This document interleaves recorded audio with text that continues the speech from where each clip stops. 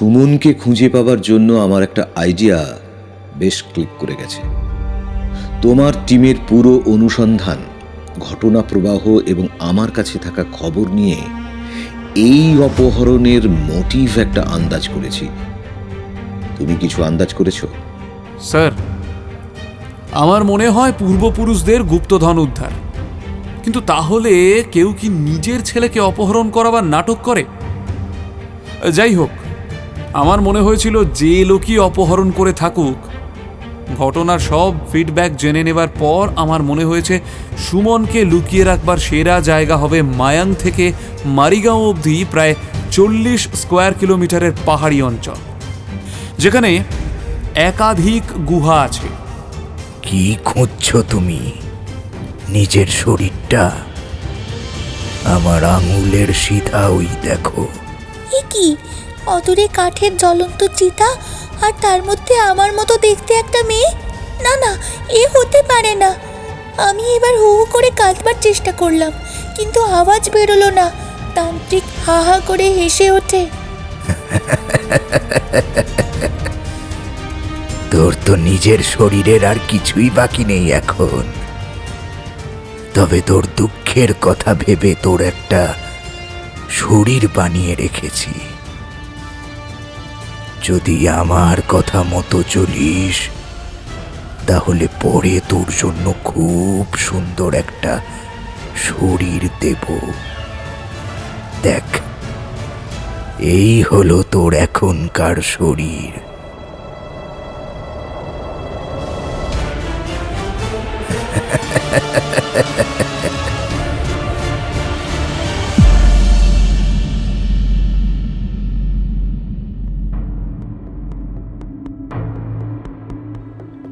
নমস্কার, আমরা গপ্প জুজু নিয়ে এসেছি আমাদের এই সপ্তাহের গল্প। লেখক প্রদীপ কুমার বিশ্বাসের কলমে মুখোশের অন্তরালে। গল্পটি খানিকটা অলৌকিক বটে, তবে বলা ভালো অলৌকিক আর রহস্যের মিশেল। তাহলে চলুন শুরু করি।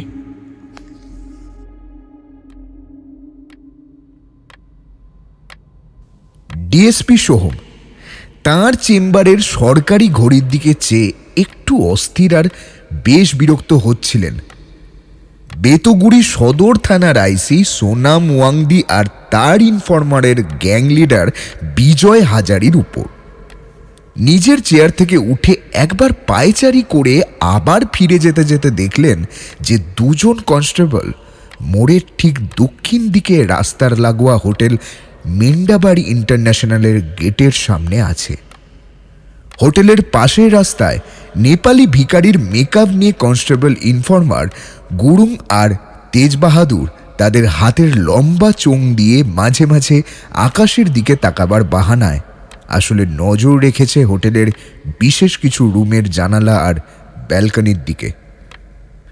একদিন আগে মিন্ডাবাড়ি হোটেলের এই রুমগুলোর একটা থেকে নিরুদ্দেশ হয়েছে কলকাতা থেকে আসা চা ব্যবসায়ী দীপক এবং বিদিশার একমাত্র সন্তান সুমন, সপরিবারে উত্তরবঙ্গের এই পাহাড়ি অঞ্চলে বেড়াতে এসে এই হোটেলের পাশাপাশি দুটো রুম নিয়েছিলেন।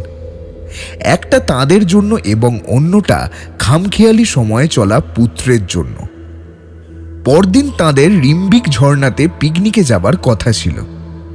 সকালে তাঁরা নিজেদের রুমের বাইরে এসে দেখেন যে সুমন তার মোবাইল বিছানার উপর ফেলে রেখে কাউকে কিছু না বলেই কোথাও গিয়েছে।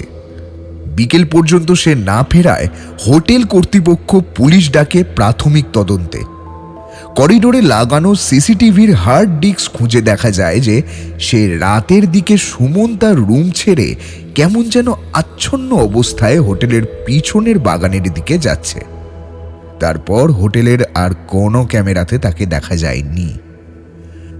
সুমনের নিখোঁজ হবার শোকে তার মা বিদিশা এতটা আঘাত পান যে তাকে সেডেটিভে আচ্ছন্ন করে রাখতে হয়। পরের দিন মাঝরাতে দীপক বাবুকে হোটেলের লকার রুমের প্যাসেজে আহত অবস্থায় পাওয়া যায়। বেতগুড়ি এমনিতে শান্ত জায়গা, আইন শৃঙ্খলা সেখানে কোনো সমস্যাই নয়। সেখানে একই হোটেলে রাজনৈতিক মহলে সুপরিচিত এবং প্রভাবশালী ব্যবসায়ী দীপক বাবুর পুরো পরিবারের উপর ঘটে যাওয়া ঘটনাবলিতে মহাকুমার সদ্য চার্জ নেওয়া তরুণ ডিএসপি পেশাদারি কায়দায় এই রহস্যময় ঘটনার তদন্তে তার পুরো দল নিয়ে নেমে পড়েছে। কনস্টেবল বডিগার্ড দরজায় নক করে ঢুকে সোহমকে স্যালুট দিয়ে একটা মোবাইল তার হাতে দিয়ে বলে, স্যার, সদর থানার আইসি সাহেব, আর একটা আননোন নাম্বার।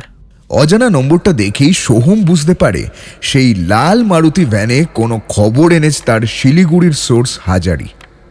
সুমনের অপহরণের রাতে কপালেশ্বরী চৌমাথার কাছে লাগানো ক্যামেরার হার্ড ডিস্ক থেকে দেখা গেছে যে এই লাল মারুতি ভ্যানটা আসাম লিংকের রাস্তা ধরে এসে এইখানে অনেকক্ষণ দাঁড়িয়েছিল।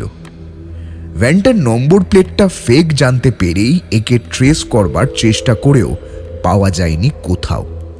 সোহম নিজের চেম্বারের লাগোয়া ওয়াশরুমের নিরিবিলিতে গিয়ে কল করতেই কলকলিয়ে ওঠে হাজারির গলা। সেই জালি নাম্বার প্লেটের লাল মারুতি ভ্যানটা এনজেপি স্টেশনের পার্কিং লটে এসেছিল। গুড। মারুতি ভ্যানে কে কে ছিল?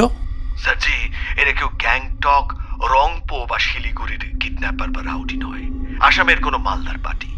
এনজেপি স্টেশনের পার্কিং লটে এরা নেমেছিল, সঙ্গে ঘুমিয়ে থাকা একটা অল্প বয়সী মেয়ে। তাকে দেখে বেশ রহিস ঘরের বলেই মনে হলো, তবে অসুস্থ হতে পারে।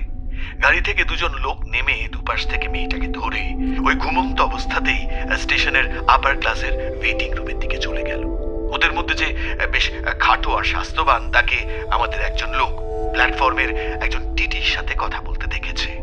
ওর কানে এসেছে যে কলকাতা থেকে কোনো এক জায়গায় যেখানে ট্রেন অল্প সময় থামে, সেখানে ওই বেশি সময় থামাবার জন্য টিটি মারফত গার্ডের সাথে কিছু লেনদেনের কথা।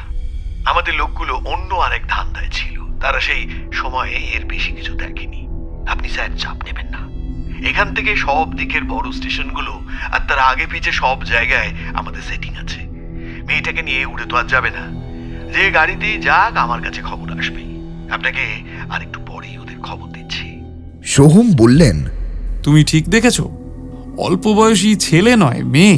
হাজারি বলে, স্যার, ছেলেকে মেয়ে সাজালেও শরীরের বেশ কয়েকটা জায়গার গড়ন আমাদের চোখকে এড়াতে পারেই না, তা সে যতই মেকআপ নিক।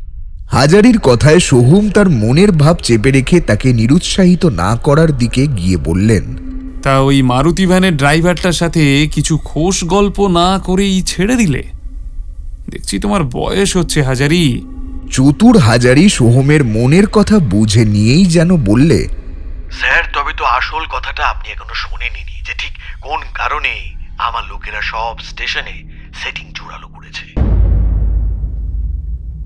এইখানে সব প্রাইভেট গুলো বড় ট্রিপ করে হাইওয়ে ধাবাতে যায় একটু রিল্যাক্স করতে, আর এই সময় একটু দারু খাওয়ালে ট্রিপ নিয়ে সব অজানা কথা এরা বলতে থাকে।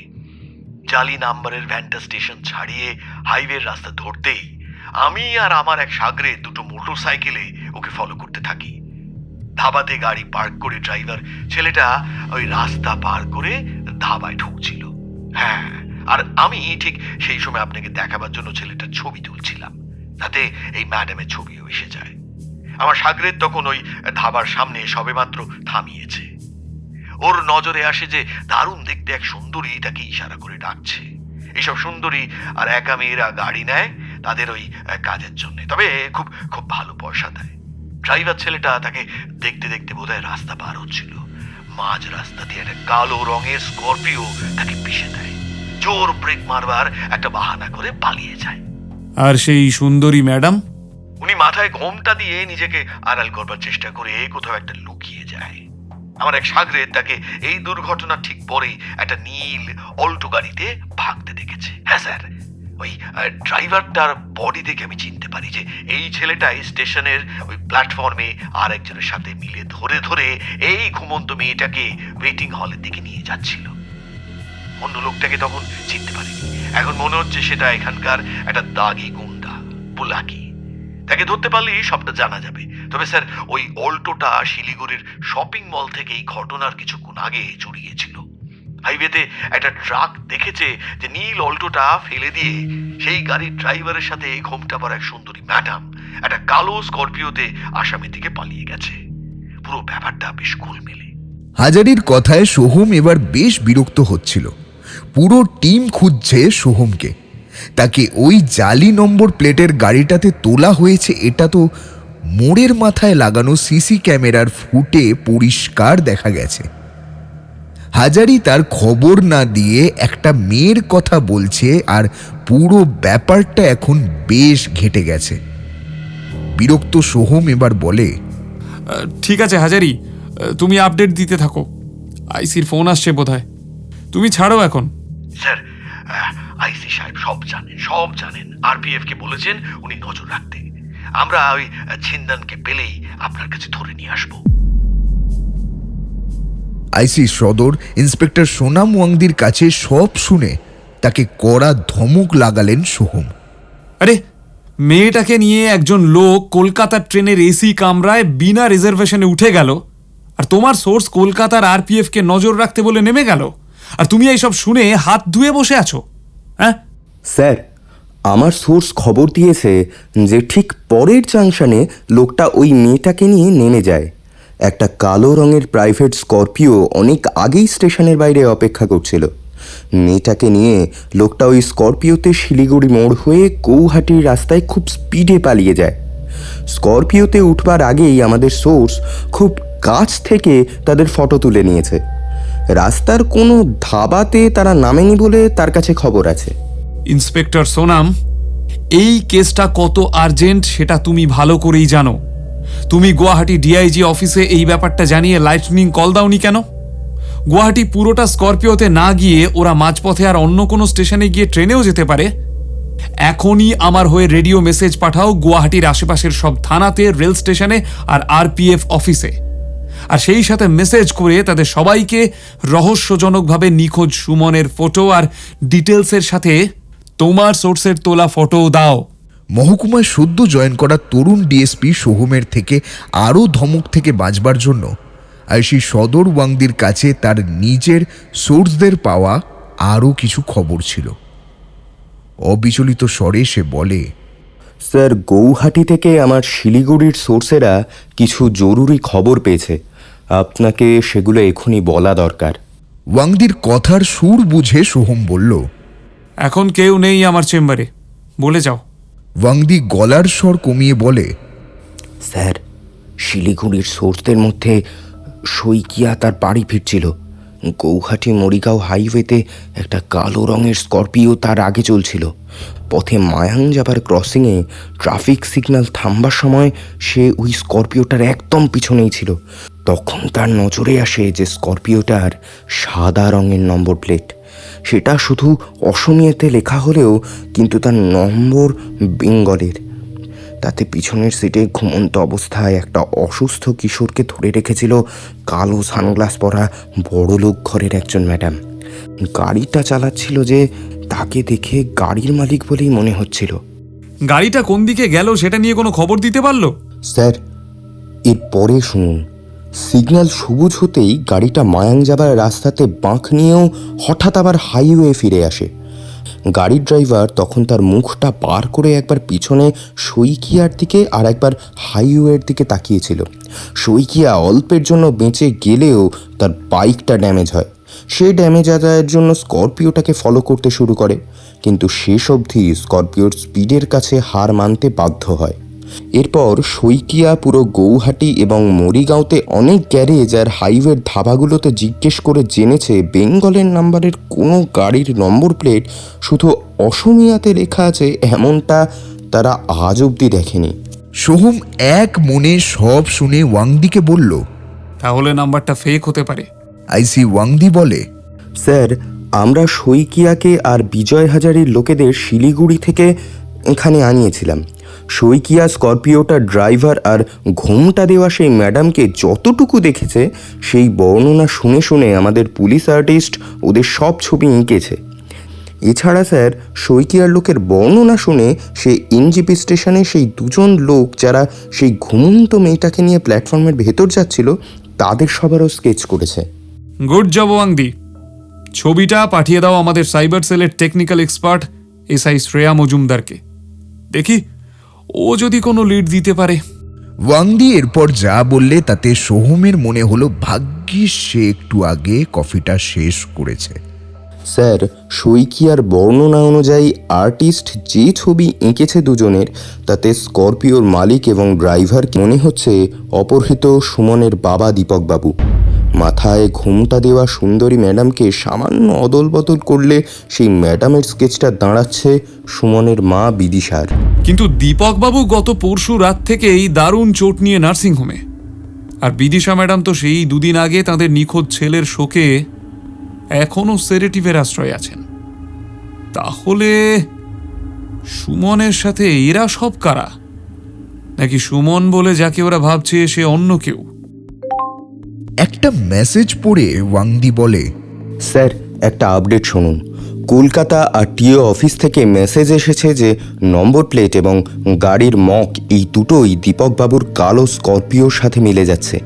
কিন্তু স্যার দীপকবাবুর ওই নম্বরের কালো স্করপিও গাড়ির ইঞ্জিন আর গিয়ার বক্সের কাজ চলছে শিলিগুড়িতে কোম্পানির কারখানায়।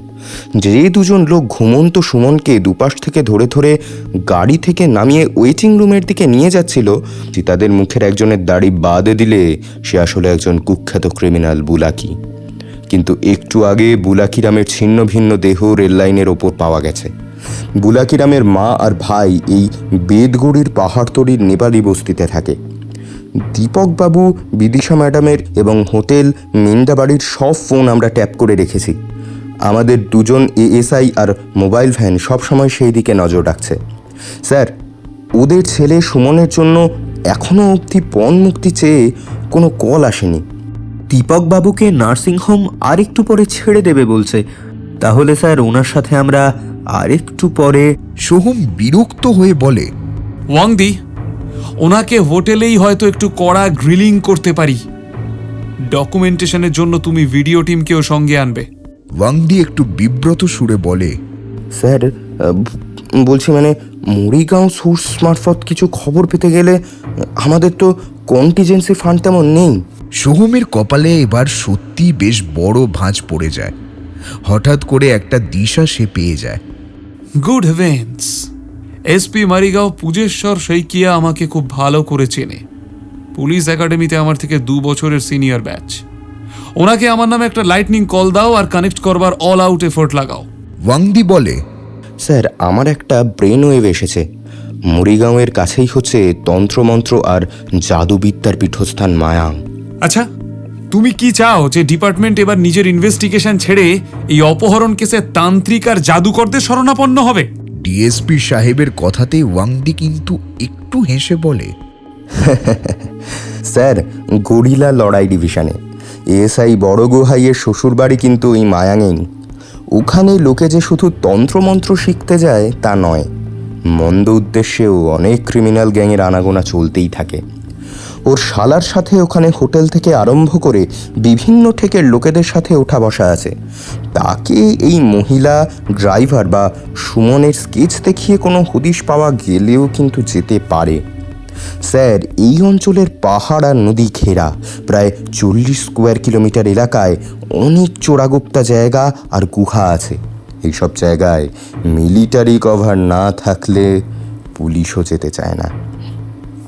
ঠিক এইটা সুযোগ নিয়ে ওরা সুমনকে সেই সব জায়গায় লুকিয়ে রাখতেই পারে, অসম্ভব কিচ্ছু নয়। সোহম একটু ভেবে বলে, তাহলে ওকে ওখানে পাঠিয়ে দাও। লকার রুমে নিজে গিয়ে দীপকবাবুর নামে সবকটা লকার হোটেলের স্টাফ দিয়ে খোলাও। আর হ্যাঁ, লকারগুলোর কন্টেন্ট সেল করে রাখবে।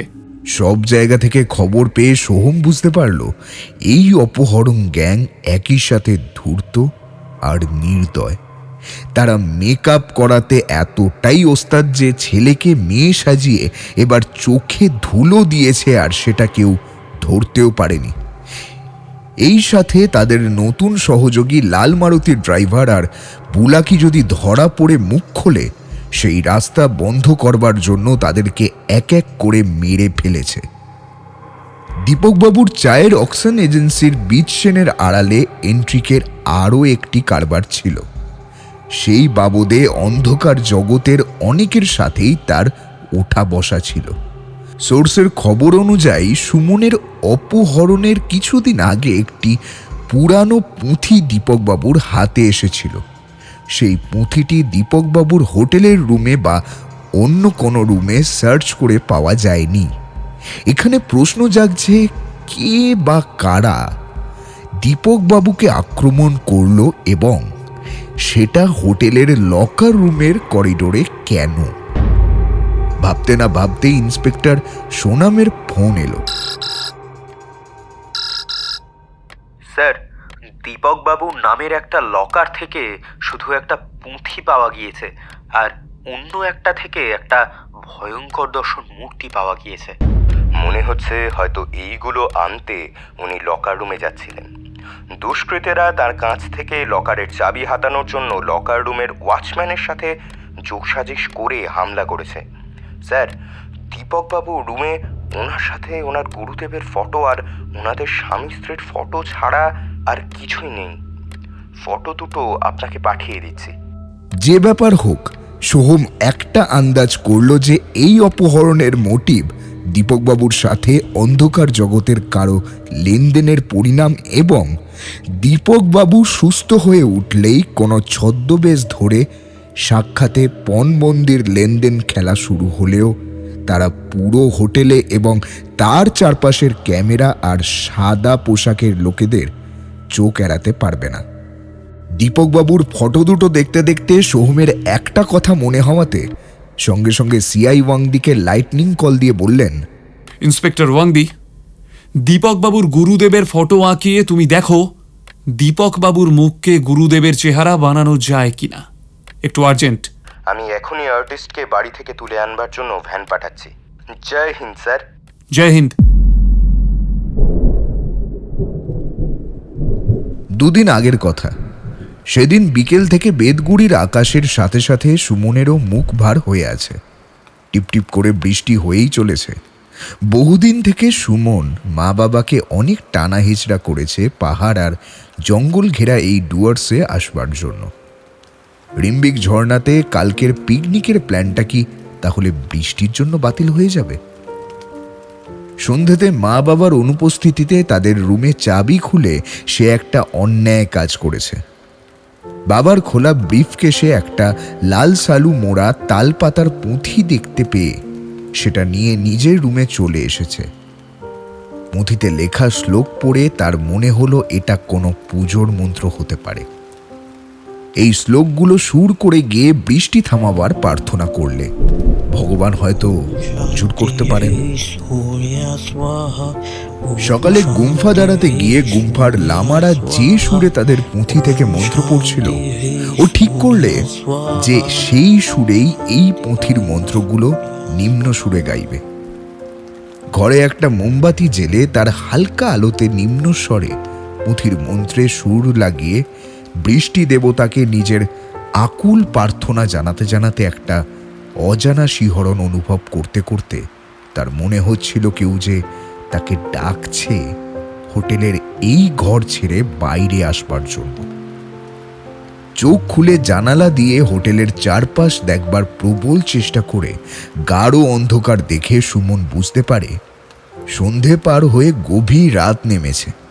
নিশ্চয়ই কোনো এক ঘোরের মধ্যে সে ডুবে গিয়েছিল। কি হতে পারে তা? পুঁথির মন্ত্রে সুর লাগাবার ফলে এমনটা কি হতে পারে? না সবটাই তার মনের ভুল? সহজাত আন্দাজে তার মনে হলো এই রুমে সে ছাড়া আরও কেউ আছে। ব্যাপারটা কি দেখতে হচ্ছে ভেবে খাট থেকে নামতে যাবে এমন সময় সে স্পষ্ট শুনতে পেল যে কেউ তার খুব কাছে থেকে এসেছে। বালিকা কণ্ঠে একবার চাপা স্বরে সুমন বলে ডাক দিয়ে আবার দূরে কোথাও চলে যাচ্ছে। কে হতে পারে এই বালিকা? তাহলে কি কোনো অশরীরী? সে কি তাকে কিছু বলতে চায়? এইরকম কিছু হলে বেশ হয়, হোস্টেলের বন্ধুদের সাথে বহুবার প্ল্যানচেট করার দরুন সে জানতে পারে অশরীরীরা কোনো ক্ষতি করে না, বরং তাদের থেকে অনেক অজানা কিছু জানা যায়। এই সময় হালকা আলো চলতে পারে এই ভেবে সে বিছানার পাশে রাখা মোমবাতি জ্বেলে নেয়। মনে সাহস এনে সে জিজ্ঞেস করলে, কে তুমি?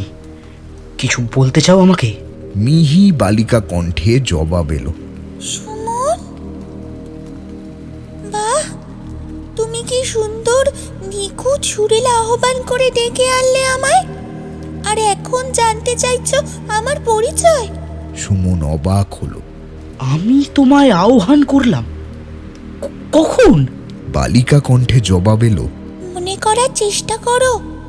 আজ বিকেলে তোমার পাশের ঘরে একটা খোলা বাক্স থেকে তুমি একটা পুঁথি নিয়ে এলে, আর তারপর শ্লোকের 3টি বীজমন্ত্র এবং বাকি স্তোত্র এমন নিখুঁত স্বরে গাইলে যে গতকাল বাদে আমি আবার জাগ্রতা হয়ে তোমার কাছে এলাম। তোমার আজ্ঞাচক্রের কিছু অংশ জাগ্রত হয়েছে, সেজন্য এখন থেকে শুধুমাত্র তুমি ইচ্ছে করলেই আমাকে দেখতে পাবে। মেয়েটির কথা শেষ করার আগেই তার নজরে আসে যে ঘরের দেওয়াল আলমারির পাল্লার দরজা খোলা, আর সেখানে তার বয়সী একটি কিশোরী বসে আছে। কিন্তু তার পাশে যে বসে আছে তাকে দেখে অতি বড় সাহসীরও বুকের রক্ত হিম হয়ে যাবে। সুমন একবার সেদিকে সাহস করে খুঁটিয়ে দেখতেই বুঝতে পারল যে কিশোরীর পাশে বসে যে আছে সে ভয়ঙ্কর দর্শন হলেও একটি নিষ্প্রাণ পুতুল মাত্র। এই কিশোরী আর তার সঙ্গের পুতুল আলমারির ভেতরে আগে ছিল না। চারিদিকে দিনরাত হোটেলের সিকিউরিটির লোক আর বারান্দায় উইং সুপারভাইজারের লোকজন সব সময় ঘুরছে। এই এতজন লোকের সদা সতর্ক চোখগুলোকে ফাঁকি দিয়ে এই কিশোরী তার রুমে ঢুকে গেল কি করে? সুমন কি তাহলে এখনো ঘুমের ঘোরের মধ্যে আছে? কোনো স্বপ্ন দেখছে? এই মেয়েটি সেখান থেকে হাতছানি দিয়ে ডাকলে, তুমি যাবে আমার সঙ্গে আমার দেশে? সেখানে পাহাড়, বন জঙ্গল, ঝর্ণা, মেঘ আর পাখির গান সব আছে। আমি অনেক দিন কারোর সাথে গল্প করিনি। বেশ, চলো তাহলে। ঘুরতে বেড়াতেই তো এসেছি এখানে। রুমের বাইরে সিসিটিভির চোখ এইটুকু দেখতে পেল যে কেউ একজন চলে যাচ্ছে হোটেলের পেছনের দিকে। সেই যন্ত্র ছাড়া কোথাও আর কেউ সুমনকে দেখতে পেল না। গেটের বাইরে আসতেই পেছন থেকে কে যেন তার নাকের সামনে একটা মিষ্টি গন্ধের রুমাল আনে। এরপর তার যখন ঘুম ভাঙল সেটা বেতগুড়ি থেকে অনেক দূরে। বিকেল বিদায় নিচ্ছে তখন। নোনা ওঠা দেওয়ালের একমাত্র জানলার গড়াতগুলো থেকে ঘরের রোদ লাফিয়ে লাফিয়ে বিদায় নিচ্ছে। এমন সময় সেই চেনা মিষ্টি সুরে বেতগুড়ির হোটেলে সে রাত্রের দেখা কিশোরী তাকে ডাকল, আমি শ্রীধিতি। তুমি আমাকে শ্রীধি বলে ডাকতে পারো। পাহাড়ে মেঘের আনাগোনা, ঝর্ণা আর পাখিদের গান শুনবে তো চলো আমার সাথে। তার আগে তুমি একটা কথা পরিষ্কার করো আমার কাছে। মনে হচ্ছে আমার বড় লোক বাবার থেকে মোটা টাকা আদায়ের জন্য একটা দল আমাকে পণবন্দি করতে চায়। সেজন্য রাতের অন্ধকারে আমাকে ভুলিয়ে ভালিয়ে হোটেলের বাইরে আনবার জন্য তোমাকে দিয়ে ফাঁদ তৈরি করেছিল না? তার মানে তুমি তো ওই শয়তানদের দলেই আছো। সময় আসুক সব বলবো তোমায়, আর তুমি তখন তা বুঝতে আর বিশ্বাস করতে পারবে। সুমন অবাক হয়ে দেখে যে সে আর ওই ঘুপচি ঘরে বন্দি নেই। অনুতপ্ত হয়ে সে বলে, শ্রীধি, শ্রীধি, শ্রীধি, আমি মুক্ত। আমাকে পণবন্দি করবার চেষ্টা বিফল হয়েছে, এবং এবং সেটা নিশ্চয়ই তোমারই কোনো কৌশলের জন্য। কালো জাদু বিশারদ এক শয়তান তান্ত্রিক তার শক্তিকুণ্ডে ভয়ঙ্কর দর্শন এক কালো পুতুলের মধ্যে আমার সত্তাকে বন্দিনী করে রেখেছিল। তার দরকার মতো ওই ভয়ঙ্কর পুতুলের মাধ্যমে সে আমাকে আহ্বানী মন্ত্রে এক বিশেষ স্তর অবধি অর্থ জাগ্রত করে অনেক অন্যায় আর অপরাধ করিয়ে নিয়েছে। তোমাকে অপহরণের জন্য এক বিশেষ ফাঁদ তৈরি করেছিল ওই তান্ত্রিক। আচ্ছা, তাহলে তো আমার অনুমান সত্যি দেখছি। যে রাতে তোমার সাথে আমার দেখা হয় হোটেলের রুমে, তার কিছু আগে তোমাদের হোটেলের ঠিক বাইরে আমাকে সেই কদাকার পুতুলের মধ্যে বন্দি করে তান্ত্রিক একটা গাড়িতে নিয়ে আসে। হোটেলের পেছনের দরজার কাছে গাড়ি রেখে সে আমাকে অর্ধজাগ্রত করে আদেশ দেয় যে সম্মোহনের জালে তোমাকে বন্দি করে হোটেলের পেছনের সিঁড়ি দিয়ে বাইরে আনতে। তোমার ঘরে যাওয়ার আগেই পুরো হোটেলের মধ্যে এবং চারপাশে নিদালি সম্মোহন ছড়িয়ে দিয়েছিল তান্ত্রিক। এর জন্য এই রাস্তার আশেপাশে মানুষ থেকে হোটেলের রক্ষীরা কেউ হোটেল থেকে তোমার বেরিয়ে যাওয়া বা গাড়িতে চড়া দেখতে পায়নি। হোটেলের ক্যামেরার চোখও শুধু কিছু ধোঁয়াটে অবয়ব দেখতে পেয়েছে। সুমন এরকমই কিছু দেখেছে অনেক বিদেশি হরর ফিল্মে। অতটা অবাক না হলেও সে শ্রীধির কথা অবাক বিস্ময়ে শুনছিল। শ্রীধি বলে, আমার ওপর আরোপিত বিশেষ ক্ষমতায় আমি তোমার রুমে প্রবেশ করে তোমার কাছে আসি। সেই সময় তুমি পুঁথির মন্ত্রে সুর লাগিয়ে আবাহনী মন্ত্রে এতটাই শক্তিশালী করে তুলেছিলে যে আমি তাতে উজ্জীবিত হয়ে অর্ধজাগ্রত অবস্থা থেকে পূর্ণ জাগ্রত হয়ে ওই পুতুল থেকে বেরিয়ে আসি। তবে এইসব হয়েছিল তোমার অগোচরে, ব্যাপারটা তুমি বুঝতে পারো অনেক পরে। ঠিক তাই। গভীর রাতে হঠাৎ জেগে উঠে দেখি আমার রুমের আলমারির পাল্লা খোলা, আর তার মাঝের তাকে বসে আছো তুমি, আর ভয়ঙ্কর দর্শন পুতুল। ওই পুতুল ভয়ঙ্কর হলেও তখন প্রায় শক্তিহীন। তুমি যে আমাকে পূর্ণ জাগ্রত করে দিয়েছ এই কথা কোনো মতে তান্ত্রিক বুঝে গেলে সে আরও কোনো শক্তিশালী মায়াবী বিদ্যার প্রয়োগ করতে পারে। সেজন্য প্রথমটায় সে যেরকম ভেবেছে তাই হতে দিই। এখানে আসার পর সে এখনো তার আস্তানায় সাধনায় মগ্ন হয়ে আছে। এইটাই সেরা সুযোগ। এটা বুঝে নিজে পুতুলটা থেকে বেরিয়ে এসে তোমাকে ধীরে ধীরে মুক্ত করতে পেরেছি। সেই কালো পুতুলটা কোথায় আছে? হ্যাঁ, কোথায়? পাহাড়ি নদীর কলতানের মতো হেসে উঠে শ্রীধি বলে, তোমার সামনে ঠিক বাঁদিকে দেখতে পাচ্ছ সবুজ কচুরিপানায় ভর্তি একটা কুণ্ড? সেদিকে তাকাতেই সুমন আবার শিউরে ওঠে। বেদগুড়িতে সেই রাতে তার রুমে যা দেখেছিল এখন দিনের আলোয় তা স্পষ্ট দেখতে পেল। পিচের রঙের চেয়ে কালো একটা পুতুল, তার বিশাল বিভৎস লোল জিহবার মূলোর মতো সাদা দাঁত বার করে তার দিকে তাকিয়ে আছে। এবার মনে হচ্ছে কচুরি পানায় সবুজ হয়ে যাওয়া পুকুরের মাঝখান থেকে সে যেন অবিশ্বাস্যভাবে জলের উপর দৌড়ে তাদের দিকেই আসছে। শ্রীধি ভেবে নিল এই কলান্তক মৃত্যুদূতের সাথে দৌড়ে পালিয়ে যাবার চেষ্টা বৃথা। পুকুর পাড়ে দাঁড়িয়ে সে তৈরি হয়ে গেল জুডোর কৌশল যুদ্ধে শত্রুকে মরণ কামড় দিতে। অবশ্য তার আর দরকার হলো না। শ্রীধি এক বড় ভয় মুদ্রায় দাঁড়িয়ে পুতুলটার দিকে এক মুঠো ধুলো ছুঁড়ে দিতেই পুতুলটার সারা গায়ে আগুন জ্বলে উঠল। পুতুলটা একবার শেষ চেষ্টা করছিল ডুবে যাবার, কিন্তু তার আগেই সে ছাই হয়ে যায়। শ্রীধি ফিস ফিস করে বলে, সুমন, আর দেরি নয়। এই পুতুলকে শেষ করবার কথা কাপালিক টের পেয়ে গেলেই আমাদের খুব বিপদ। আমাদের এখন দৌড়ে পালাতে হবে পাহাড়ি নদীর দিকে। তুমি এসো আমার সাথে।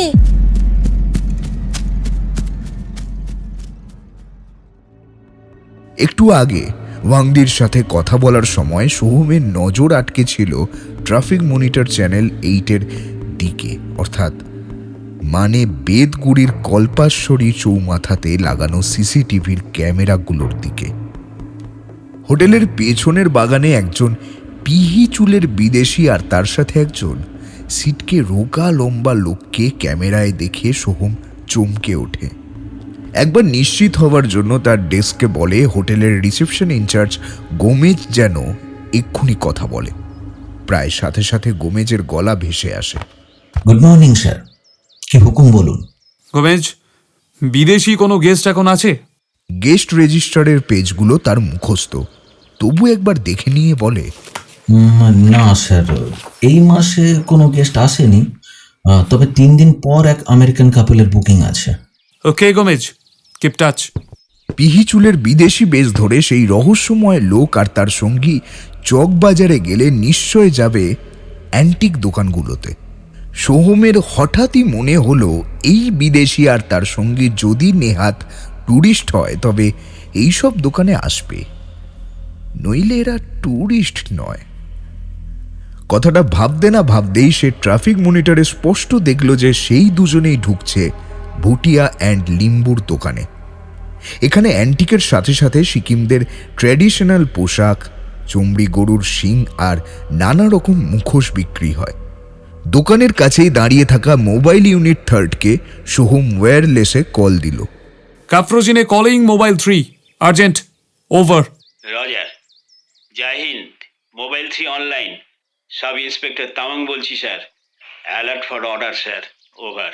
রজার, তোমাদেরকে টার্গেট ওয়াচ 1 অ্যান্ড 2 সম্পর্কে আগেই বলেছি।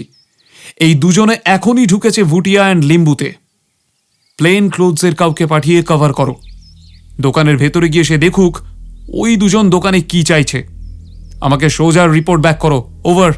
রজার স্যার, আমি প্লেন ক্লোথসের লেডি কনস্টেবলকে আগেই পাঠিয়ে দিয়েছি। Jai Hind, over. Roger, good job, over. Tourist আর তার গাইডের দুজনেরই মুখের কথার চাইতে দৃষ্টি বিনিময় আর হাতের আঙুলের ইশারাতে কথা বেশি হয়। একজন বিদেশি আর একজন এদেশির মধ্যে তাই স্বাভাবিক। ভুটিয়া অ্যান্ড লিম্বুতে দুজনে ঢুকে কিছুক্ষণ এটা ওটা দেখবার পর তুষ্ট না হলে সেলফের মেয়েটি ওপরের তাক আর মাঝখানের কিছু জায়গা থেকে বেশ কিছু বাক্স থেকে একের পর এক মুখোশ বার করে আনলো। সাহেব সেসব দেখে হাসি মুখে ভেরি গুড বললেও প্যাক করতে মানা করল। সেলসের সেই মেয়েটিকে গাইড লোকটি নেপালিতে বলল, দেখো সাহেব এইসব জীবজন্তুর বা দৈত্য দানবের ভয়ঙ্কর মুখোশের প্রশংসা করলেও বুঝতেই পারছো উনি চাইছেন এমন মুখোশ যা পড়লে তাকে অন্য মানুষের মতো দেখাবে। মেয়েটি ওদেরকে এবার ম্যানেজারের কিউবিকলের দিকে ইশারা করলে। সব ম্যানেজার তার কুতকুতে চোখ মেলে শাঁসালো।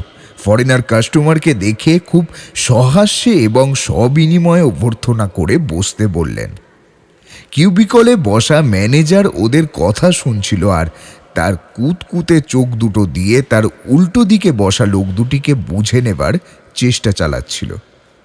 ব্যাপারটা তার কাছে সুবিধাজনক মনে হচ্ছিল না। একটু ভেবে নিয়ে সে বলল, স্যার, আমরা সচরাচর এরকম মুখোশ রাখি না, কিন্তু কোনো শিল্পী এসে খুব পিড়াপিড়ি করলে কিছুদিন রাখি, যদি এই বিক্রি থেকে সে কটা পয়সা পেয়ে যায়। কিছুদিন আগে এরকম একটা লোক এসেছিল, সেগুলি বিক্রি হয়ে গেছে। আপনাদের ফোন নম্বর রেখেছেন, লোকটা এলে আমি খবর দেব। বিদেশি লোকটি এবার তার গাইডকে কিছু ইশারা করলে। সে তার ওয়ালেট বার করে দুটো 500 টাকার নোট ডেস্কে রেখে একটু শাসনের সুরে বললে, এই টাকাগুলো তোমার হতে পারে যদি তুমি সেই লোকটির নাম আর সে কোথায় থাকে আমাদেরকে বলে দাও। টাকাগুলো দেখে সে বলে, বুলাকি নামের এই লোকটাকে পাহাড়তলির নেপালি বস্তিতে আমার লোকেরা কয়েকবার দেখেছে। ওখানে খোঁজ করলে তোমরা পেয়ে যেতে পারো। 3 বার বিপ বিপ করে একটা আওয়াজ ম্যানেজারের ঘরে হতেই সে বিদেশি ট্যুরিস্টদের বলল, দোকানে লোকাল পুলিশের টিকটিকি এসেছে, তোমাদেরকে কিছু জিজ্ঞাসা করলে মুশকিলে পড়তে পারো। এই কিউব কলের পেছনের দরজা খুলে ঘোরানো সিঁড়ি দিয়ে নিচে চলে যাও। সামনের পাহাড়ি ঢালে পায়ে চলা পাহাড়ি পাকদণ্ডি রাস্তা ধরে নেমে গেলেই নেপালি বস্তি পাবে। পাহাড়ি ঢালের রাস্তাটা খারাপ নয়। নিচে নামতে নামতে মেকআপ খুলে লিকুইড জেল আর টিস্যু পেপার দিয়ে মুখ মুছে নিয়েছে এসএসপি অর্থাৎ সিআইডি শেখর সোম ও তার বডিগার্ড সঞ্জয়।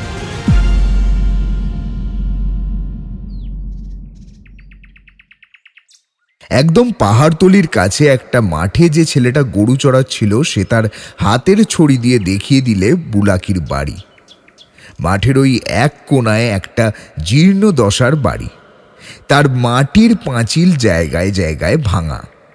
সেই ভাঙা পাঁচিলের ফাঁক দিয়ে দেখা যাচ্ছে একটা লোক বাড়ির দাওয়াতে বসে বসে বিড়ি ফুঁকছে, আর তার মা ঘরের ভেতর থেকে মাঝে মাঝে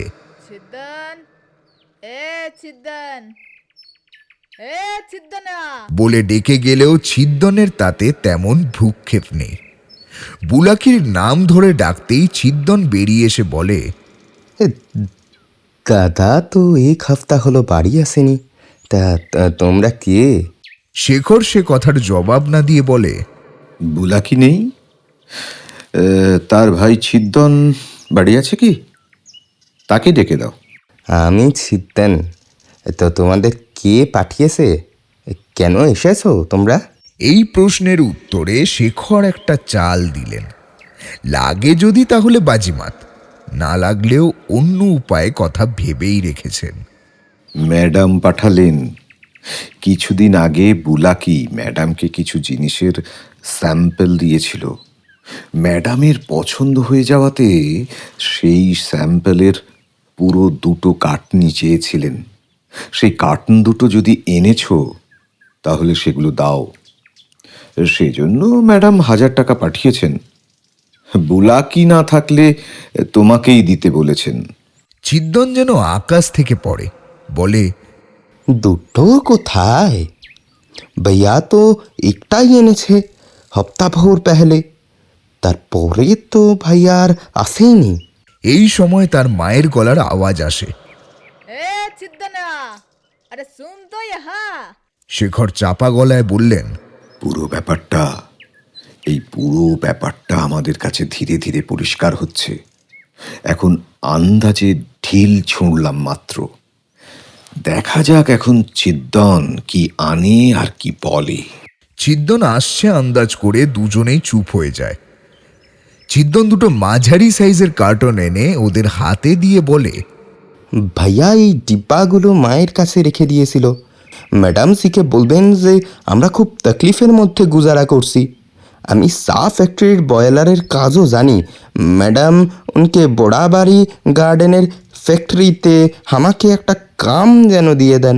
বেড়াবাড়ি গার্ডেন আর ম্যাডামজি এই 2টো শুনে বিষণ্ণ শেখরের মাঝে মাঝে মাথা নাড়া দেখে মনে হচ্ছিল উনি যে শুধু ম্যাডামজিকে সেটা বুঝে নিলেন, আর সেই সঙ্গে বুলাকি হত্যাকাণ্ড আর এই অপহরণ রহস্যের মূল কুচক্রীদের কারো একটা কিছু হদিশ পেয়ে গেলেন।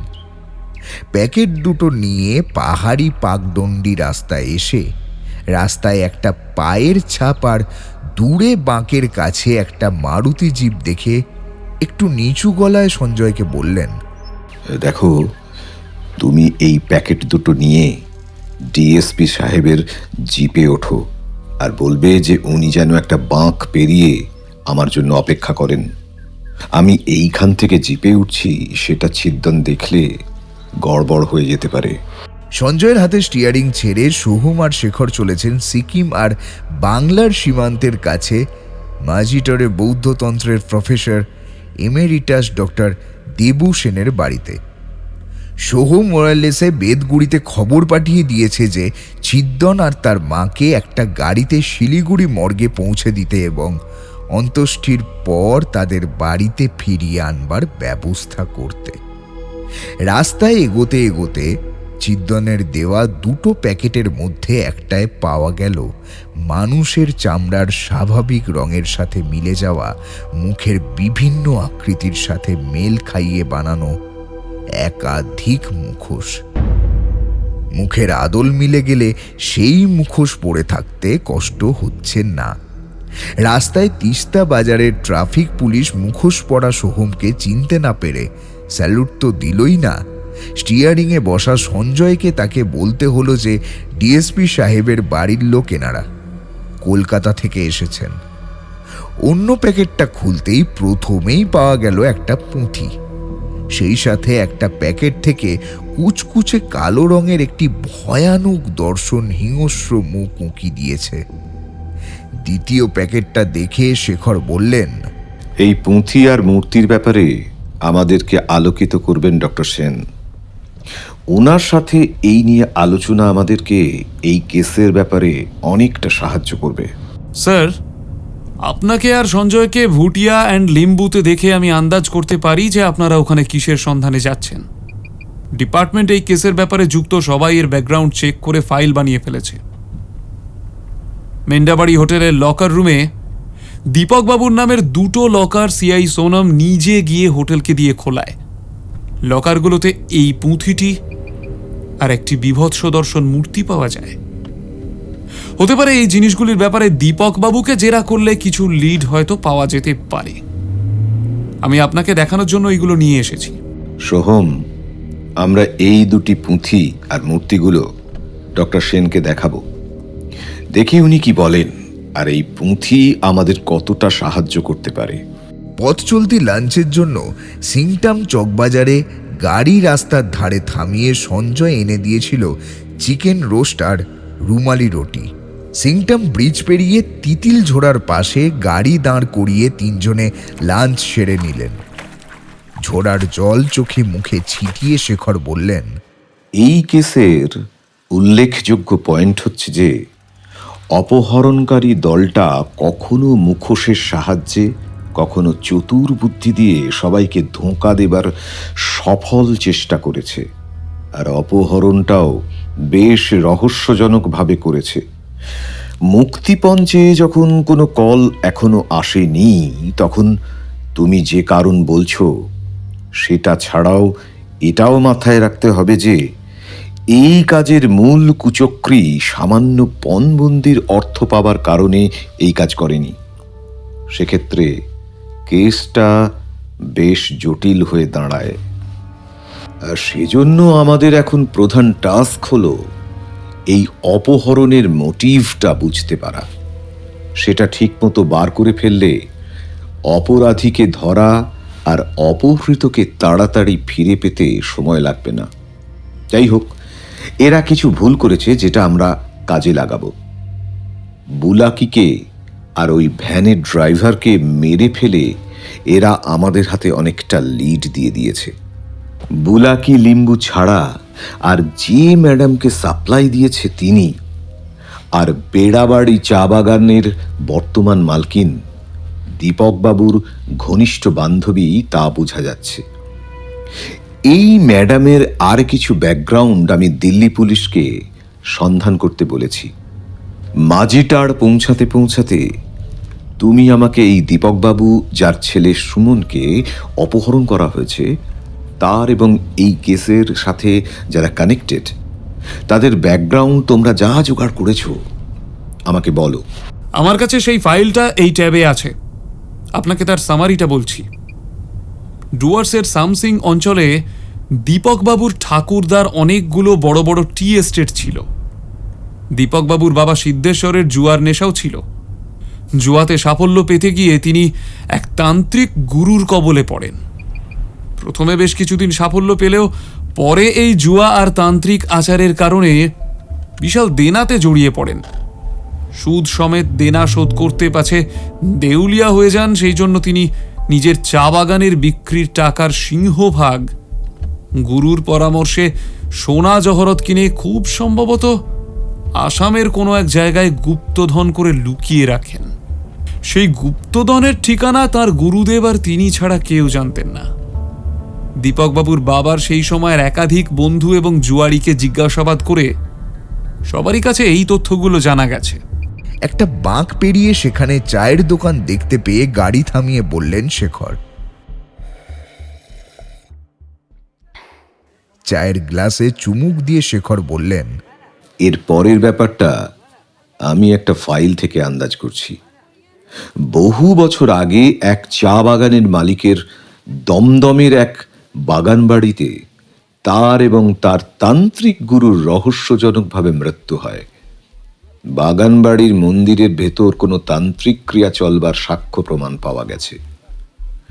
মৃত্যুর সময় দুটো মৃতদেহেই আতঙ্কের ছাপ এবং অজানা প্রাণীর দংশনের দাগ আছে। দীপকবাবু যে চা বাগানের মালিকের ছেলে, সেই সম্পর্কে আমার কাছে অনেক প্রমাণ এবং কোর্টের এফিডেভিট আছে। দীপকবাবু কিন্তু নিজের উদ্যমে চায়ের প্যাকেজিং এবং পরে চা রপ্তানির ব্যবসা শুরু করেন। নিজেদের অবস্থা কিছুটা ফিরিয়েও আনেন। এছাড়া বিদেশের বিভিন্ন চা আমদানি কোম্পানির হয়ে টি অ্যাকশন এজেন্টের কাজ করতে থাকেন। এই কাজে তিনি শিলিগুড়ি এবং উত্তরবঙ্গের বিভিন্ন টি এস্টেটে প্রায়ই আসতেন। এই সময় তিনি অ্যান্টিকের বিজনেসেও নেমে পড়েন। শিলিগুড়ি এবং কলকাতা দু জায়গাতেই প্রাইম লোকেশনে তার বেশ বড় দোকান আছে। গাড়িতে উঠতে উঠতে সোহম বলে, স্যার, আমাদের এক সোর্স জানাচ্ছে যে বেতগুড়িতে দীপকবাবু প্রায়ই আসেন। প্রথমে তিনি মেন্ডাবাড়ি হোটেলে উঠতেন, পরে এই তল্লাটের সবচাইতে বড় চা বাগান, যাদের বাগানের সাথে সাথে বিশাল টি প্রসেসিং প্ল্যান্টও আছে, সেই বেড়াবেড়ি টি এস্টেটে যাওয়া আসা এবং বাগানের ভেতর তাঁদের গেস্ট হাউসেও থাকতে শুরু করেন। কিছুদিনের মধ্যে তাঁদের একমাত্র সেলিং এজেন্ট হয়ে যান। এরপরই দীপকবাবুর আর্থিক অবস্থা এতটাই ভালো হয়ে যায় যে দমদমে তাদের এককালের পুরনো বাগান বাড়িটি আবার কিনে নিতে সক্ষম হন।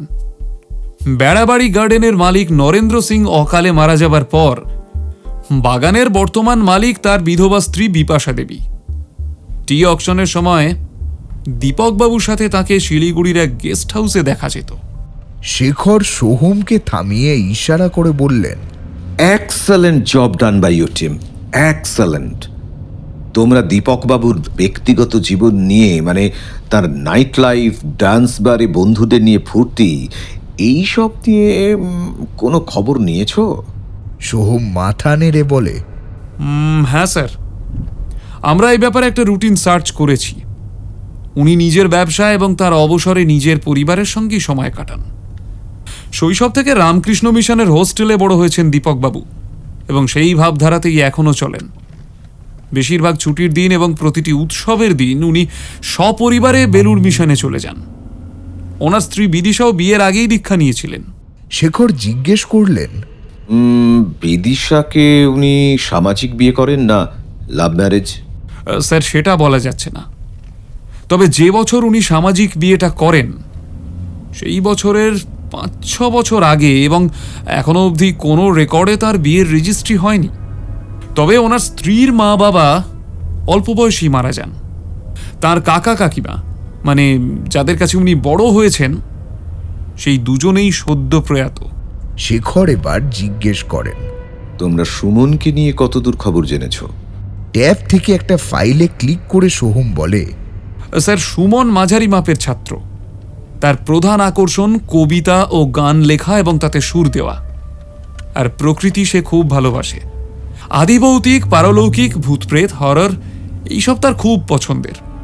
তার হোস্টেলে গিয়ে জানা গেছে যে সে খুব ভালো মিডিয়াম। সুমনের এই ক্ষমতার কথা দীপক তার গুরুদেবকে জানায়। তিনি সুমনের সঙ্গে চিলেকোঠার একটি বন্ধ ঘরে সুমনের মিডিয়াম হবার ক্ষমতা দেখে বিস্মিত হন। শেখর বললেন, সোহম, একটা কথা বলো তো, বেড়াবাড়ি টি এস্টেটের মালকিন বিপাশা দেবীর ব্যাকগ্রাউন্ড অনুসন্ধান তোমরা কি করেছো? স্যার, উনি এই কেসে কোনোভাবে জড়িত নন বলে আমরা মনে করছি। তবুও এখানের গার্ডেন মালিকদের ফাইল থেকে জানা গেছে যে ওনার স্বামী নরেন্দ্র তার শোবার ঘরে ঘুমন্ত অবস্থায় হার্ট ফেল করে মারা যান। তার আগেই করা দানপত্রের জন্য বিপাশা তার সব সম্পত্তির একচ্ছত্র অধিকারিণী হয়ে যান। উনি বেশ সুন্দরী এবং শিক্ষিতা। তা সত্ত্বেও নিজের বয়সের প্রায় ডাবল বয়সী লোককে কেন বিয়ে করলেন আর ওনার বাপের বাড়ি কোথায়, এই খবরগুলো পেতে বিভিন্ন পুলিশ ফাইল স্টাডি থেকে জানা যায় যে তিনি দিল্লি ও কলকাতার এক 5 তারা হোটেলে ফ্রন্ট অফিসে কাজ করতেন।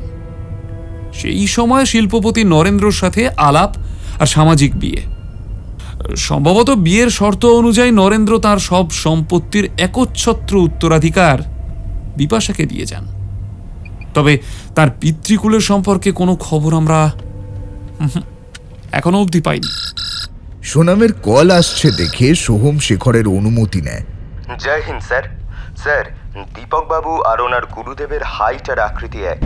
বেশি মাত্রার মাস্কিং এফেক্ট করলে যারা তেমন চেনে না তাদের পক্ষে সামান্য দূর থেকে দুজনকে এক বলে কিন্তু মনে হতে পারে। দীপক বাবুকে জেরা করে জানা গেছে যে তার পারিবারিক কুলগুরুর নাম নগদর বেজ, তবে আশ্রম ঠিক কোন জায়গায় তা বলতে পারেননি। গুরুদেব দীপকবাবুর কলকাতা এবং শিলিগুড়ি গ্রামের বাড়িতে বছরে বেশ কয়েকবার এলেও তিনি কোনোদিনই গুরুদেবের আশ্রমে যাননি। তবে কথায় কথায় আন্দাজ করেছেন যে গুরুদেব আসামের কোনো দুর্গম অঞ্চলে নির্জন নিরালায় তন্ত্র সাধনা করেন। আমরা হোটেলের চারপাশে প্লেন ড্রেসের লোকেদের রেখেছি, কিন্তু মুক্তিপঞ্চে কোনো কল কিন্তু স্যার এখনও আসেনি। প্রফেসর দেবু সেনের মাজিটারের বাংলো বাড়ির আউটসাইডে 2 ঘন্টা বিশ্রাম নেবার পর তার বিশাল লাইব্রেরি রুমে ডাক পড়ল। এক কোণে একটি টেবিলে 2টি বড় থার্মোসে চা, কফি আর হটপট ভর্তি গরম সামোসা রাখা আছে। ওরা দুজন এইখানে পৌঁছাবার সময় পুঁথি 2টি স্টাডি করবার জন্য ডক্টর সেন তাদের কাছ থেকে নিয়েছেন। ওরা এই সাথে সেই মুখোশের প্যাকেট এবং মূর্তি 2টিও তার কাছে পাঠিয়ে দিয়েছেন। চা পানের পর্বেই প্রফেসর তাদের অনুরোধ জানালেন যে বিপদসংকুল পাহাড়ি রাস্তায় ফিরে না গিয়ে রাতটা তার এখানেই কাটিয়ে যেতে। শেখর বললেন, স্যার, আপনার সাথে যতটা সময় কাটানো যায় ততই নিজের অন্ধকার কাটে। একটা চুরুট ধরিয়ে তিনি বলা শুরু করলেন,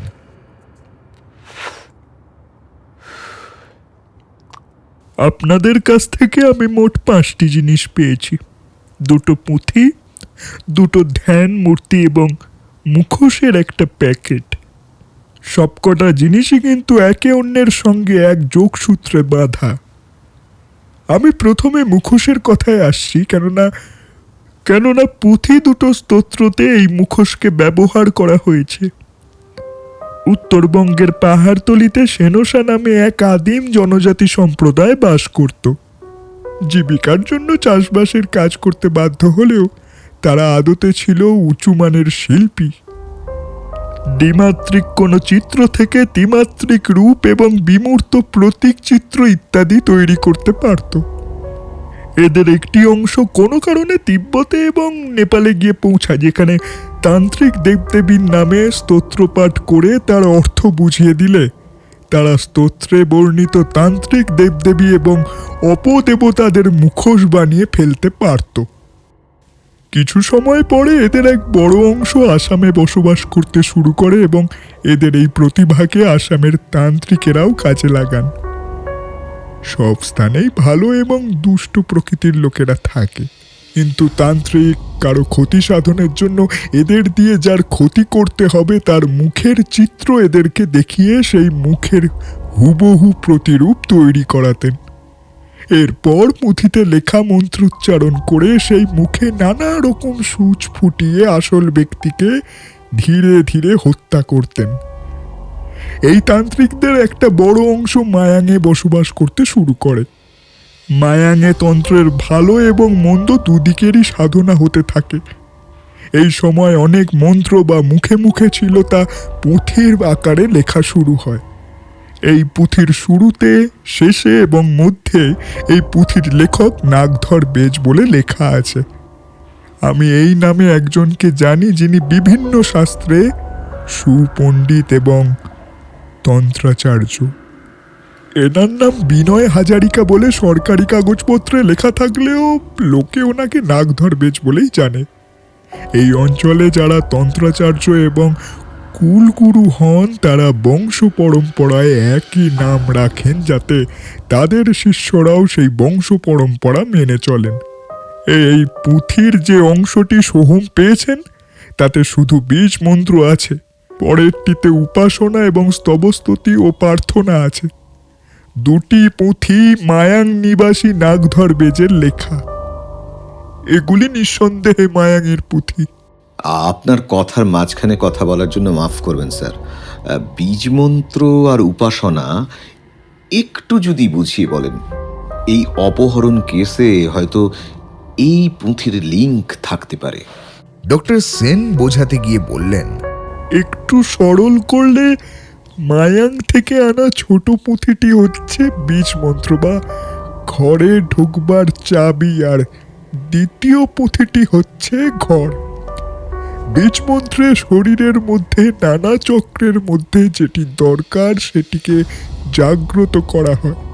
যেমন এই পুঁথিতে অন্যান্য চক্রের সাথে জোর দেওয়া হয়েছে ভ্রূর মাঝখানে আজ্ঞা চক্রকে জাগ্রত করা, যাতে আবাহিত শক্তিকে অথবা কোনো অপশক্তি, অশরীরী ইত্যাদি দর্শন করা যায়, এবং পরের পুঁথিটি পাঠ করে সেই দেবী বা অপদেবীকে উপাসনা করে তাকে ধ্যান মূর্তিতে আবদ্ধ করে পরে তাকে দিয়েই নিজের দুর্ভিসন্ধি সাধন করা। যেমন যার ক্ষতি করতে হবে তার পুতুল বানিয়ে এক সূচবিদ্ধ করে হঠাৎ করে অজানা রোগে মেরে ফেলা। আপনারা পুঁথির সাথে যে ভীষণা দর্শনা কালো রঙের মূর্তি দুটি আমাকে দিয়েছেন, এটি সেই রকম এক ধ্যান মূর্তি। তন্ত্রবিদ্যায় সুকুশল ব্যক্তি এই মূর্তি দুটি দিয়ে অনিষ্ট সাধন করতে পারেন বলে পুঁথিতে বিশেষ জোর দিয়ে লেখা আছে। ডক্টর সেনের সাথে মিটিংয়ের সাথে সাথে ইটিং অর্থাৎ রাতের ডিনারও চলছিল। তবু সব শেষ হতে প্রায় মাঝরাত পেরিয়ে গেল। তারা দুজন গেস্ট রুমে যখন বিশ্রাম নিতে এলেন, রুমে আসতেই এসএসপি শেখরের মোবাইলে রিং হতে লাগলো। শেখর সোহমকে বললেন, দিল্লি এসবির ফোন দারুণ অ্যাক্টিভ, এরা সত্যিকারের পেশাদার। ফোন তুলে উনি বলেন, বল বীরা, মেলা কুছ?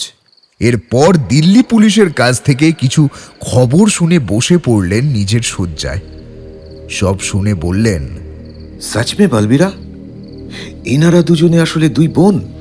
ওহ, মার্ভেলাস মার্ভেলাস! তোমরা দুই বোনের দুটো ছবি মিলিয়ে নিয়েছো টেকনিক্যাল এক্সপার্ট দিয়ে, ভেরি গুড।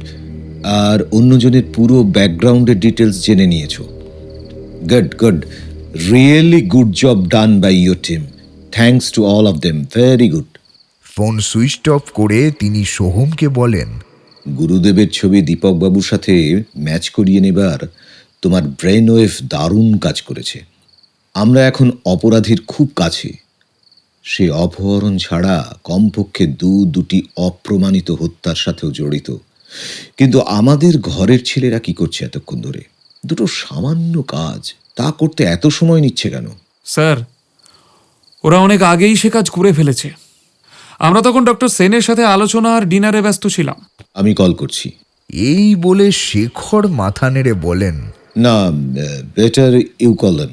সোহম কল করতেই ইন্সপেক্টর সিআইডি অরিজিৎ বোস বললেন, হ্যাঁ স্যার, আমরা দীপক বাবুর বহু বছর আগে করা ম্যারেজ রেজিস্ট্রেশনের রেকর্ড পেয়ে গেছি।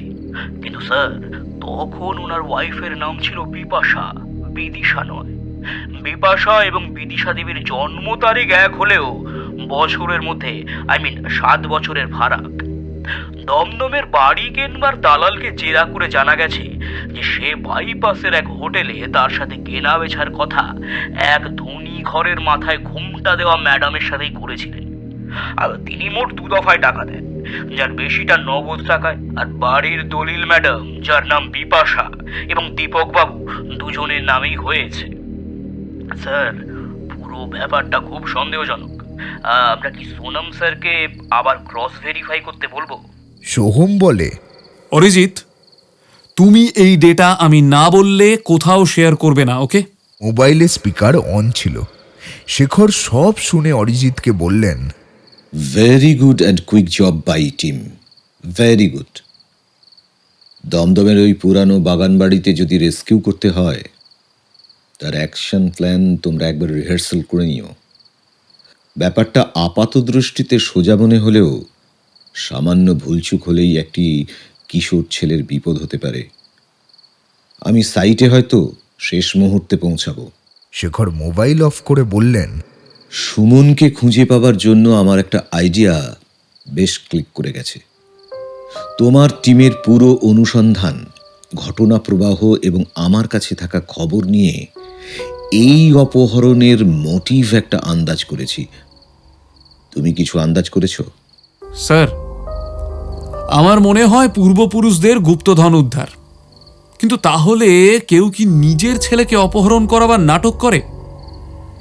যাই হোক, আমার মনে হয়েছিল যে লোকই অপহরণ করে থাকুক, ঘটনার সব ফিডব্যাক জেনে নেবার পর আমার মনে হয়েছে সুমনকে লুকিয়ে রাখবার সেরা জায়গা হবে মায়াং থেকে মারিগাঁও অবধি প্রায় 40 স্কোয়ার কিলোমিটারের পাহাড়ি অঞ্চল, যেখানে একাধিক গুহা আছে।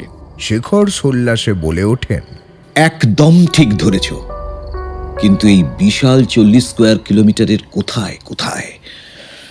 হ্যাঁ, ঘটনার ফিডব্যাক থেকে আমার মনে হচ্ছে দীপকবাবুর কুলগুরু নাগধর বেজ, যার ওই একই নামের পূর্বপুরুষ বংশ পরম্পরায় তান্ত্রিক ক্রিয়াকলাপে কুশলী, তিনি এই অপহরণের মূল চক্রী। তার সহায়িকা ওই ঘোমটা দেওয়া ধনী দেখতে মহিলা, খুব সম্ভবত মুখোশ পরে গাড়িতে সুমনের মা বিদিশা এবং নাগধর দীপকবাবু সেজে প্রকাশ্য দিবালোকে এই মায়াঙের উপত্যকার কোথাও লুকিয়ে থাকে। হ্যাঁ স্যার, আমারও তাই মনে হয়। পুঁথিটি নাগধর বেজ অর্থাৎ দীপকবাবুর কুলগুরুর ঊর্ধ্বতন পুরুষ রচনা করেছেন বলে আমরা একটু আগেই ডক্টর সেনের কাছে জেনেছি। সুমন যে ভালো মিডিয়াম তা গুরু নাগধর স্বচক্ষে দেখেছেন। হতে পারে তিনি কোনো তান্ত্রিক ক্রিয়াকলাপের জন্য সুমনকে অপহরণ করেছেন। তাহলেও থিওরিটা পুরো দাঁড়াচ্ছে না। এসপি মারিগাঁও পূজেশ্বরের টিম খবর এনেছে যে ওই পাহাড়ি অঞ্চলের কতগুলি গুহাতে শুধু তান্ত্রিকদেরই যাওয়া আসা আছে। ওই গুহাগুলি ঘিরে কিছু পাহাড়ি গ্রাম আছে। যদি এইখানে সুমনকে লুকিয়েছে, তবে অন্তত তার শিষ্যদের আনাগোনা গ্রামবাসীদের চোখে পড়বেই। আজকাল সন্ত্রাসবাদীদের কার্যকলাপ বাড়বার সাথে গ্রামবাসীরা অচেনা মুখ, বিশেষত খাবারের সন্ধান করছে এমন লোকদের নজরে রাখছে। স্যার, কমবেটের এসআই বড়গোহাইয়ের বাড়ি এই মায়াঙ্গের কোনো গ্রামে। তাকে আগেই পাঠিয়ে দিয়েছি। সে খবর এনেছে যে এই অঞ্চলের 2টি গুহাতে নাগধর বেজের এবং তার শিষ্যদের যাওয়া আসা আছে। কিন্তু এর মধ্যে একটি গুহাতে, যেটি নাগধরের পূর্বপুরুষেরা তন্ত্র সাধনা করতেন, তাতে বর্তমানে নাগধর এবং অন্যান্য কোনো তান্ত্রিকই প্রবেশ করতে সাহস করে না। এসপি পূজেশ্বর বলেছিল যে কাল সারা দিনই তান্ত্রিক শুভ দিন। এই উপলক্ষে এইখানে এক পাহাড়ি নদীর বালুচরে এক দেবী মন্দিরে পুজো এবং মেলা থাকবে। সেই মেলাতে এবং তার আশেপাশের গ্রামগুলোতে এসপি পূজেশ্বর গ্রাম পঞ্চায়েত লোকেদের দিয়ে ঢেঁড়া বাজিয়ে সুমনের ছবি বিলি করাবে। যে তার ঠিকঠাক খবর এনে দিতে পারবে সে পুরস্কার পাবে। এছাড়া যেসব গুহাগুলোতে নাগধরের আনাগোনা আছে, সেখানে এসটিএফ এর গেরিলারা সাদা পোশাকে লুকিয়ে থাকবে এবং দরকারে রেস্কিউ অপারেশন করবে। এই গুহাগুলির আশেপাশের সব গ্রামে নতুন কোনো আগন্তুক এলো কিনা সেদিকেও নজর রাখা হবে। পুরো ব্যাপারটা ঠিকভাবে অর্গানাইজ হচ্ছে কিনা সেজন্য আমাদের সেখানে পৌঁছানো, এবং অপারেশন সফল হলে সুমনকে নিয়ে আসা হবে এই মেন্ডা বাড়িতেই।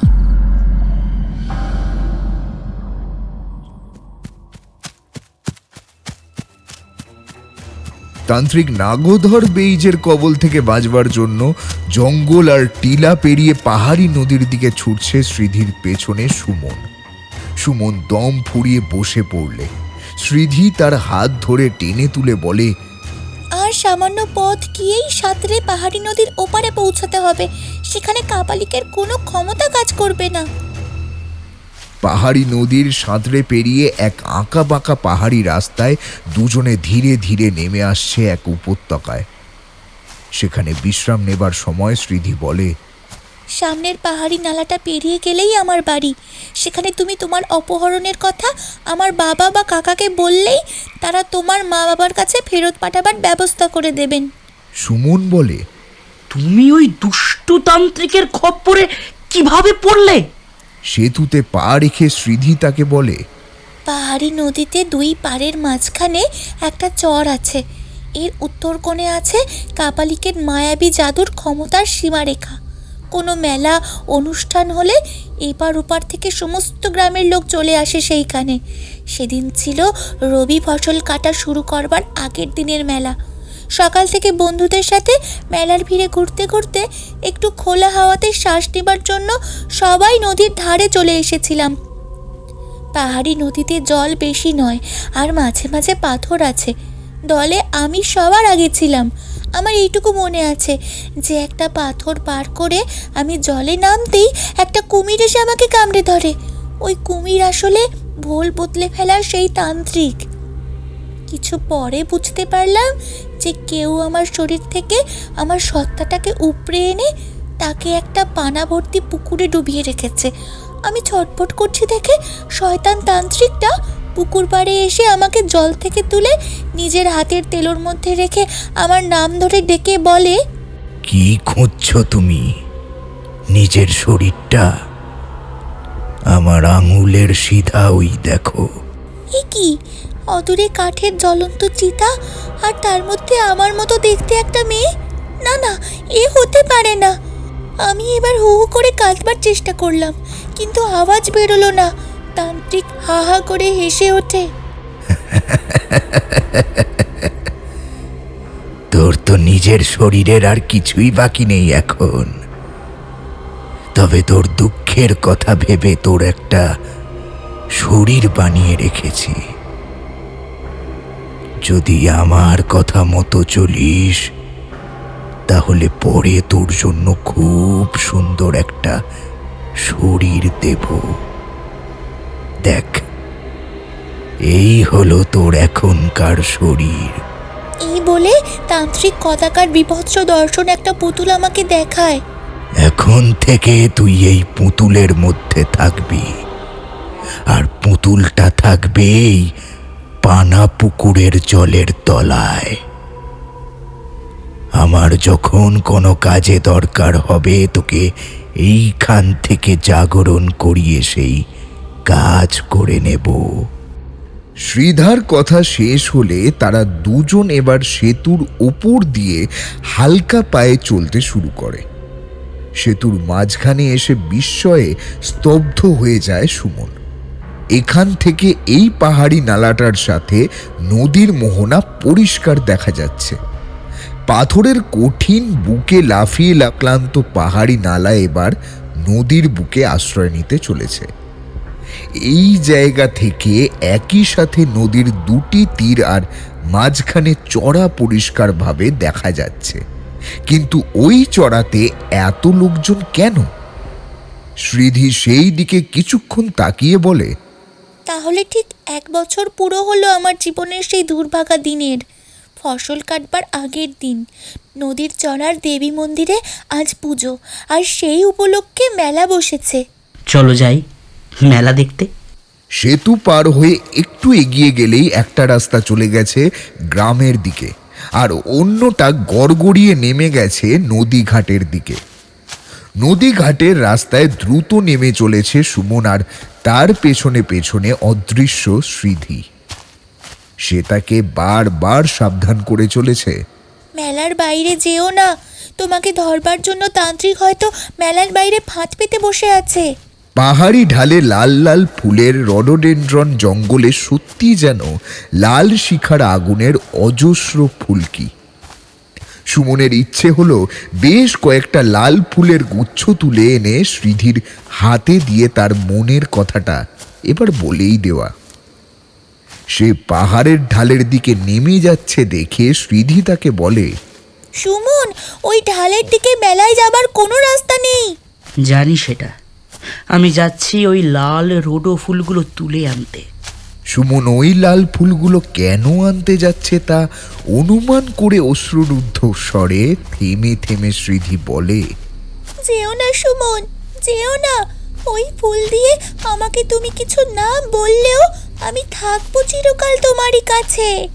ঢালের যে অংশে রডোডেনড্রন গাছগুলো, সেই দিকে তাকিয়ে ভয়ানক কিছু দেখতে পেয়ে শ্রীধি চেঁচিয়ে বলে, সুমন, অসময়ের ওই রডোডেনড্রন ফুলগুলো আসলে ওগুলো তোমাকে ধরবার জন্য হঠযোগী তান্ত্রিকের মায়ার ফাঁদ। তুমি ফিরে এসো এইখানে। কিন্তু বেশ দেরি হয়ে গেছে তখন। হঠাৎ কোথা থেকে এক ঘন কুয়াশা মেঘ ঘিরে ফেলে পুরো উপত্যকাকে।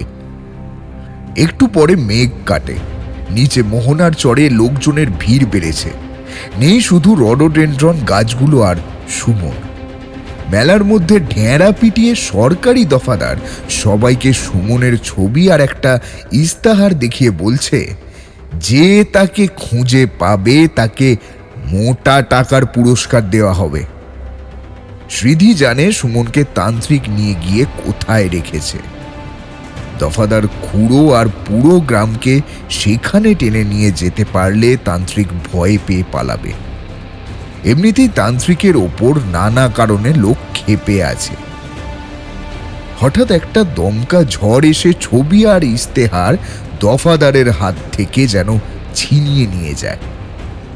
এটা হারিয়ে গেলে তার চাকরি নিয়ে টানাটানি হতে পারে। দফাদারকে ছুটতে দেখে মেলার অনেক লোক দৌড়াতে থাকে সেই ছবি দেওয়া ইস্তেহারের পেছনে। সকলেরই মনে হতে লাগলো তাদের আগে আগে একটা কিশোরী যেন দৌড়ে এগিয়ে যাচ্ছে। মায়াং গ্রামের সীমান্তে এক পাহাড়ি গুহার কাছে আচ্ছন্ন অবস্থায় প্রায় বিবস্ত্র সুমন মুখোমুখি বসে আছে ভয়াল দর্শন কাপালিকের বেশধারী তাদের কুলগুরু নাগধর বেইজের কাছে। সুমনের পুরো কপাল জুড়ে সিঁদুরের বিশাল টিপার, গলায় কাপালিকের নিজের রুদ্রাক্ষের মালা। অদূরে লাল শাড়ি পরে বসে আছে বিপাশা, যে মাঝে মধ্যে নাগধরের আদেশে পুজোর উপকরণগুলি এক এক করে এগিয়ে দিচ্ছে। নরকরটিতে রাখা কারণ বাড়ির অনেকটাই নিজের গলায় ঢেলে কাপালিক তালপাতার পুঁথি থেকে এক মায়াবী সুরে মন্ত্রপাঠ শুরু করে। একটু পরেই সুমনের সারা শরীর কাঁপতে থাকে। কাপালিক সুমনের মুখের দিকে চেয়ে বলে, এসো সিদ্ধেশ্বর, এতদিন তোমাকে এখানে অনেকের মাধ্যমে আনবার চেষ্টা করেছি, কিন্তু পারিনি। তবে আমি জানতাম যে তোমারই বংশধরের এই শরীরে তুমি না এসে পারবে না। আমার প্রাপ্য সাত ঘোড়া আকবরী মোহর তুমি এই মায়াঙের কোনো গুহাতে না, তোমার দমদমের বাগান বাড়িতে যেখানে লুকিয়ে রেখেছ তা দেখিয়ে দিলেই তোমার নাতির আর তোমার মুক্তি। নাগধর, নাগধর বেজ, আমাকে সিদ্ধাইয়ের মন্ত্র দেবার নাম করে আমার দুটো চা বাগান নিজের নামে লিখিয়ে তোর বাবা আমাকে কালকুটের বিষ দিয়ে মেরেছিল। তবে তবে তবে তবে সামান্য ভুলে নিজেও সেই কালকুটের দংশনেই মারা যায়। এতেও তোদের লোভ মেটেনি। না দিতে চাইলে চিরকাল এই মায়াঙ্গের পাহাড়ে প্রেত হয়ে ঘুরতে থাকবে সিদ্ধেশ্বর। নাগধর যদি তার কালকুটকে জাগ্রত করে দেয়, তখন তার বিষের জ্বালায় তোমার নিজের নাতি ছটপট করতে থাকবে। চেনা সেই বিষের জ্বালা তুমি ভোলনি নিশ্চয়ই।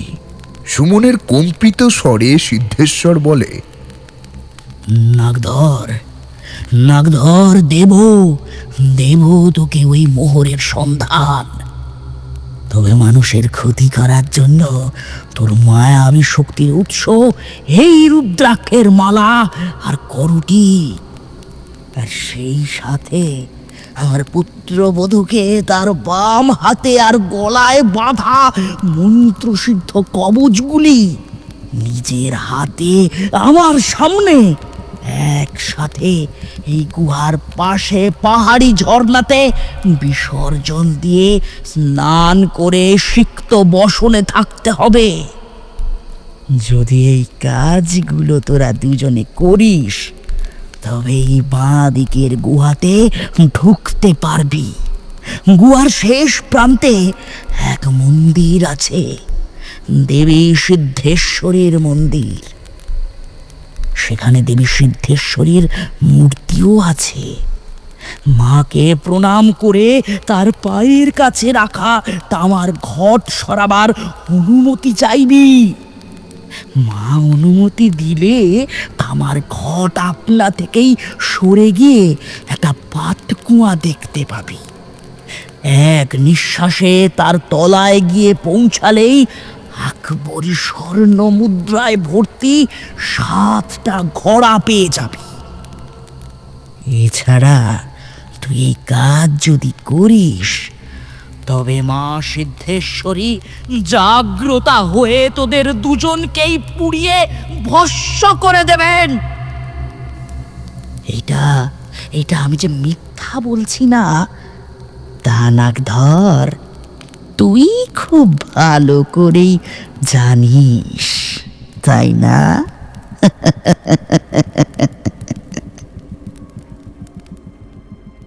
গুহার মন্দিরের গর্ভগৃহে 3 জনে প্রবেশ করতেই এক প্রচণ্ড ধাক্কায় নাগধর ছিটকে পড়েন। দুপাশ থেকে 2 জন কমান্ডো চেপে ধরে তাকে। 2 জন মেয়ে কমান্ডো সামনে পেছনে এগিয়ে যাচ্ছিল বিপাশার দিকে, কিন্তু বিপাশা তাদের চাইতে ক্ষিপ্র গতিতে গর্ভগৃহে প্রবেশ পথের কাছে সরে এসে সুমনের গলার কাছে একটু আগে নাগধরের দেওয়া কৃপান ধরে চিৎকার করে বলে, এই খবরদার, খবরদার কেউ এগিয়ে আসবে না। কেউ এগিয়ে এলে কিন্তু সুমনের গলার কাছে ধরা কৃপানটা তার কাজ করে নেবে। বড় মুহূর্তেই পেছন থেকে একজন তার কাঁধে এক প্রচণ্ড আঘাত করতেই বিপাশা ছিটকে পড়ে।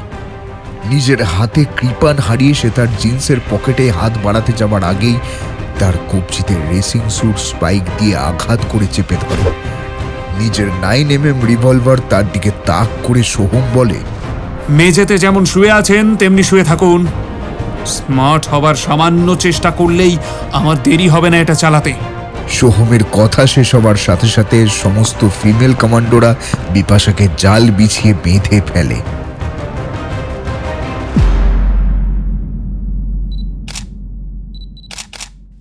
হোটেল মেন্ডাবাড়ি বিজনেস কনফারেন্স রুমে সাংবাদিক সম্মেলনে এসএসপি শেখরের দুপাশে দাঁড়িয়েছিলেন সুমনের সাথে তার মা বাবা।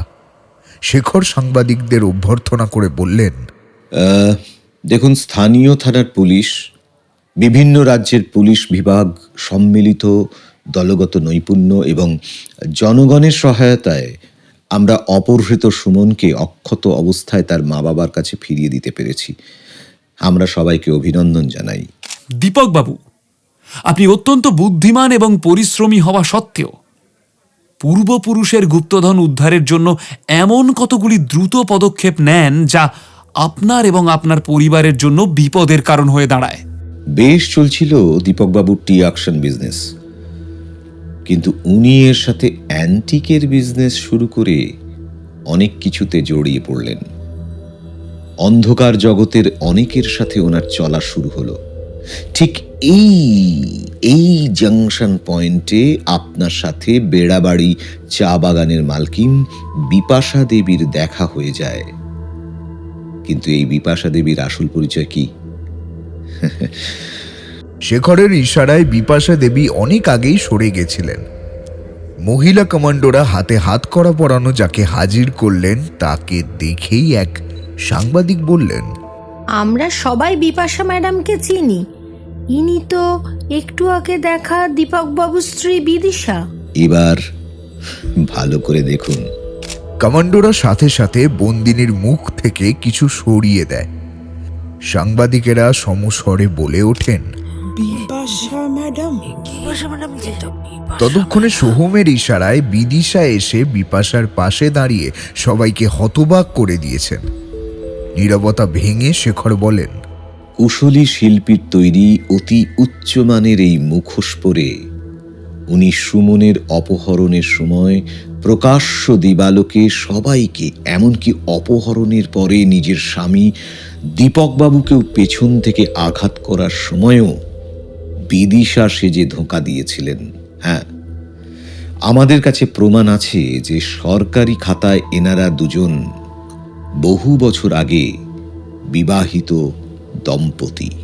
বিদিশা শেখরের দিকে হতবাক হয়ে তাকিয়ে আছে দেখে শেখর বললেন, দারিদ্র সহ্য করতে না পেরে আপনার জন্মের আগেই ইনি ঘর ছেড়ে পালিয়ে যান।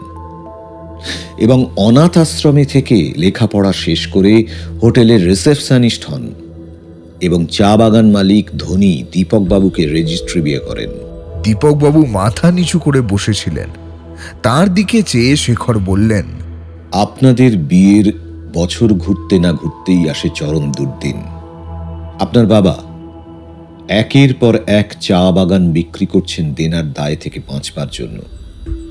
আপনার বিবাহিতা স্ত্রী বিপাশা আপনার আসন্ন দারিদ্র্যময় জীবন দেখে কোনো উজ্জ্বল ভবিষ্যতের আশায় শৈশবের মতো আরও একবার ঘর ছাড়েন। আপনি লোকলজ্জার ভয়ে এই ব্যাপারটি গোপন করেন। ভাগ্যদেবী যখন আবার আপনার সহায় হন, তখন এক টি অকশন মিটে আপনি আপনার প্রথম প্রেমকে আবার খুঁজে পান। ততদিনে উনি বেড়াবাড়ি, টি এস্টেট এবং আরও অনেক ব্যবসার মালিক নরেন্দ্র সুতলানিকে সামাজিক বিয়ে করে ফেলেছেন। কিন্তু পরিবর্তিত অবস্থায় এবং পুরাতন প্রেমের দুর্নিবার আকর্ষণে তখন উনি তার পথের কাঁটা নরেন্দ্রকে সরিয়ে ফেলেন, খুব সম্ভবত তার আগের শ্বশুরবাড়ির তান্ত্রিক গুরু নাগধরের সহায়তায়। আপনাদের পরিবারের গুপ্তধন সম্পর্কিত গোপন কথার খবর উনি এবং আপনি দুজনেই জানতেন। সোহম বিপাশার দিকে তাকিয়ে বলে, আপনার প্রাক্তন স্বামীর সাথে পুরনো প্রেম জেগে উঠবার সাথে সাথে আপনার শ্বশুরের গুপ্তধন পুনরুদ্ধারের উপায়টিও মাথায় রাখেন। দীপকবাবুর মন জয় করবার জন্য এবং গুপ্তধন পাবার আশায় দমদমের আগের বাগান বাড়িটি পুনরায় কেনবার জন্য টাকা দেন, তবে মালিকানাটি যৌথ নামে করে নেন। হোটেলের কনফারেন্স রুমে তখন পিন ড্রপ নীরবতা। একজন সাংবাদিক প্রশ্ন করলেন, গুপ্তধন পাওয়ার জন্য উনি নাগধর বেচকে কিভাবে কবজা করলেন? শেখর বললেন, নাগধর মায়াবিদ্যার সব রকম উপায় কাজে লাগিয়েও গুপ্তধনের কোনো কিনারা করতে পারেননি। অবশেষে এক পুঁথিতে বর্ণিত উপায়ে তিনি এক অশরীরীকে নিজের কবজায় এনে জানতে পারেন যে গুপ্তধনের সব সুলুক সন্ধান তার দাদু সিদ্ধেশ্বর নিজের বংশের কিশোর বংশধর সুমনকে এক তান্ত্রিক কৌশলে সময় হলে বলবেন। নাগধরের বাবা সেই তান্ত্রিক কৌশলের কথা একটি পুঁথিতে লিখে রেখে গেছেন। সেই কৌশল অবলম্বন করে সুমনের শরীরে সিদ্ধেশ্বর প্রবেশ বা ভর করলে তবেই গুপ্তধনের কিনারা পাওয়া যাবে। বংশের এই গোপন কথা দীপকবাবুও জানতেন, যা কোনো দুর্বল মুহূর্তে বিপাশা দেবীকে বলে দেন। এই কারণে বিপাশা দেবী নাগধরের কাছে মায়াঙে কয়েকবার আসেন। এর মধ্যে দীপকবাবুর সূত্রে নাগধর জেনে গেছেন যে সুমন খুব ভালো মিডিয়াম এবং অশরীরী আত্মারা সহজেই তার কাছে চলে আসে। নিজেদের পারস্পরিক স্বার্থসিদ্ধির জন্য এনারা সুমনকে অপহরণের ষড়যন্ত্র করেন। জেরাতে দীপকবাবু স্বীকার করেছেন যে অন্ধকার জগতের সূত্রে এই ষড়যন্ত্রের কথা জেনে পুঁথিকে চুরি করিয়ে নিজের কাছে আনিয়ে নিলেও শেষ রক্ষা হয়নি। দীপকবাবু, সেদিন সন্ধেতে আপনাদের অনুপস্থিতিতে এই পুঁথিটি আপনার পুত্র সুমনের হাতে পড়ে যায়। ঘটনাচক্রে এই পুঁথি পাঠ করে সুমনের সাথে একটা অলৌকিক কিছু ব্যাপার হয়, যার কারণে ও নিজে থেকেই হোটেলের বাইরে বেরিয়ে আসে। অপহরণকারীরা যারা সুমনের নিত্য মর্নিং ওয়াকের অপেক্ষা করছিল, তাদের কাজ অনেকটা সোজা হয়ে যায়। এদিকে উনি ছেলে আর মহামূল্যবান পুঁথি দুটোই হারিয়ে দিশেহারা হয়ে পড়েন। পরে মনে পড়ে যে সুমনের নিখোঁজ হবার পর তার রুমে পুঁথি আর একটি বিভৎস দর্শন মূর্তি পেয়ে লকার রুমেই রেখে দেন। পুঁথি ও মূর্তিটি চড়া দামে বিদেশি খদ্দের পেয়ে গিয়ে সেগুলো আনতে যাবার পথে কারো আক্রমণে আহত হন। দীপকবাবু, আপনি কি তাকে দেখতে পেয়েছিলেন? বিব্রত হয়ে দীপকবাবু বলেন, দেখেছিলাম আর চিনেও ছিলাম, কিন্তু সে কথা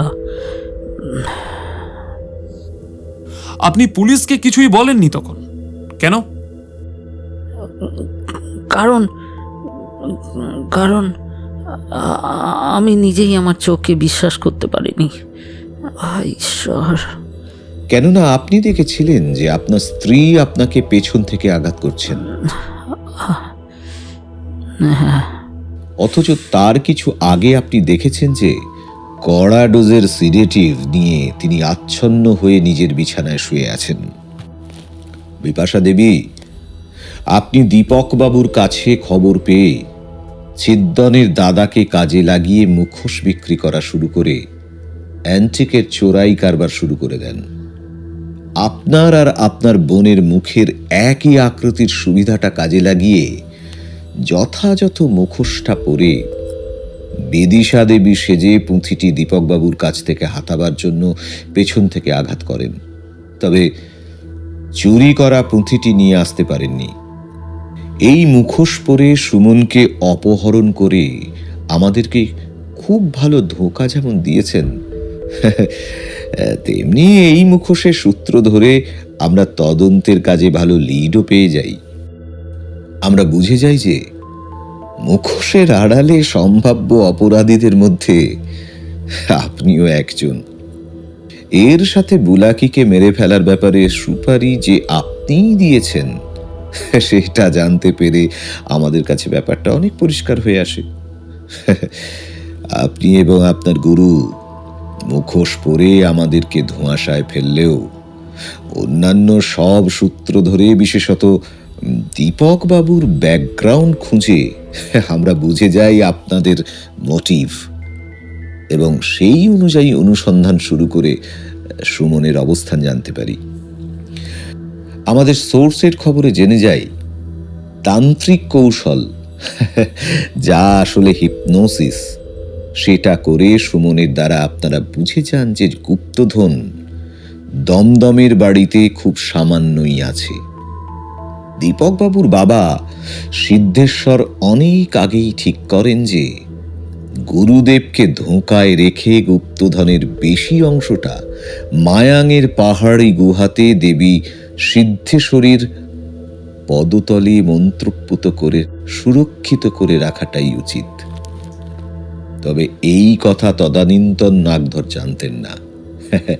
তবে তান্ত্রিক কৌশল লিখে রাখা পুঁথিটি যদি খোয়া যায়, সেই আশঙ্কায় এক শিষ্যকে দিয়ে পুঁথিটির একটি প্রতিলিপি তৈরি করে অতি গোপন জায়গায় সুরক্ষিত রাখেন, যা একমাত্র তাঁর বংশধরেরাই জানবে। বর্তমান নাগধর এই পুঁথির মন্ত্রে সুমনকে মিডিয়াম করে সিদ্ধেশ্বরের আত্মাকে আবাহন করে গুপ্তধনের হদিশ পেলেও, কিন্তু শেষটায় এসটিএফ এবং সোহম তৎপর হয়ে দুজনকে গ্রেপ্তার করে নেয় এবং সুমনকে উদ্ধার করে। অ্যারেস্ট ওয়ারেন্ট এসে গেছে। সুমনকে অপহরণ, বুলাকি হত্যার ষড়যন্ত্র আর এই অপরাধের কারণে গুরু আর শিষ্যা দুজন আজ রাতটা আমাদের আতিথ্যে কাটান। তারপর দেখি আদালত কি আদেশ দেন। পুলিশ কাস্টাডি না সদরের জেলখানা, কোনটাতে আপনাদের ঠাঁই হয়? সবাই চলে গেলে সোহম শেখরকে বলে, আপনার কাছে আমার এখনো অনেক শেখা বাকি আছে স্যার। কিন্তু স্যার, আসবার পথে সুমন যে কথাগুলি বলছে, যেমন সেই ওর সাথে সেই অশরীরী মেয়েটির দর্শন, বা কোনো মানুষের পুতুল বানিয়ে যে অশুভ অলৌকিক শক্তির কথা শুনলাম, তার কি সত্যতা আছে? নিজের হাভানা চুরুটে আগুন লাগিয়ে শেখর বলেন, আমরা পুলিশ অপরাধের সাক্ষ্য প্রমাণ জোগাড় করে তাকে আইনের হাতে তুলে দিতে পারি। আমাদের কর্তব্য সেখানেই শেষ।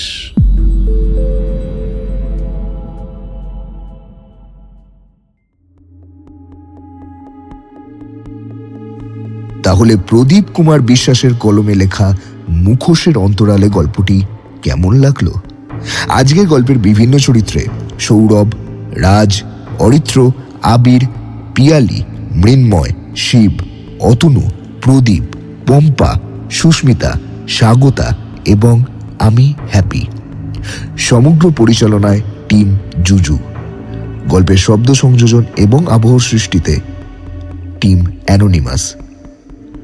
আমাদের আজকের গল্পটি যদি ভালো লেগে থাকে তাহলে লাইক, শেয়ার এবং চ্যানেলটি সাবস্ক্রাইব করতে ভুলবেন না। আর অতি অবশ্যই হাইপ অপশনটাও ক্লিক করে দেবেন। আপনারা বুদ্ধিমান, আপনাদেরকে এত বলার প্রয়োজন হয় না, তাও বললাম। আমরা খুব শীঘ্রই ফিরছি একটি নতুন গল্প নিয়ে। ততদিন ভালো থাকুন, সুস্থ থাকুন। আজ তাহলে চলি।